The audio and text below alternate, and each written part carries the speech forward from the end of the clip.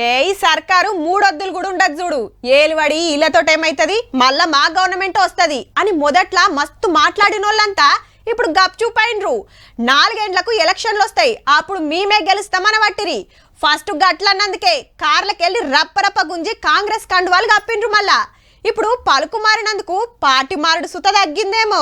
చిన్న బ్రేక్ ఇచ్చి jumping touching రాజకీయం మళ్ళా సురువయ్యింది. ఇటు కాంగ్రెస్ అటు బీఆర్ఎస్. రోజు కేటీఆర్ చుట్టూ తిరిగి 2-3 ఎమ్మెల్యేలు కూడా మాతో టచ్ లో ఉన్నారు. కాంగ్రెస్ పార్టీలు కూడా దాదాపు 5 మంది ఎమ్మెల్యేలు కేసీఆర్ గారు డైరెక్ట్ టచ్ లో ఉన్నారు. అరేవా, మీ ఎమ్మెల్యేలు మాతో టచ్ లో ఉన్నారంటే మీ ఎమ్మెల్యేలే మాతో టచ్ లో ఉన్నారు అనవట్టిరే. కనుక జంపింగ్ జపాంగులు ఎవరో వాళ్ళు పేర్లు చెప్తలేరు, వీళ్ళు పేర్లు చెప్తలేరు. 6 నెలల కిందట దాకా 10 మంది ఎమ్మెల్యేలు కండువా మార్చుడు తప్పితే ఈ నడుమ ఎటోళ్ళు అటే ఉన్నారు.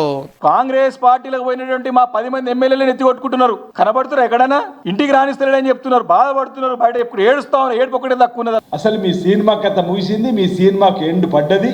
ఈ ముచ్చట ఇట్లుంటే ముఖ్యమంత్రి సార్ను కలిసిండు మాజీ మంత్రి తలసాని సారు.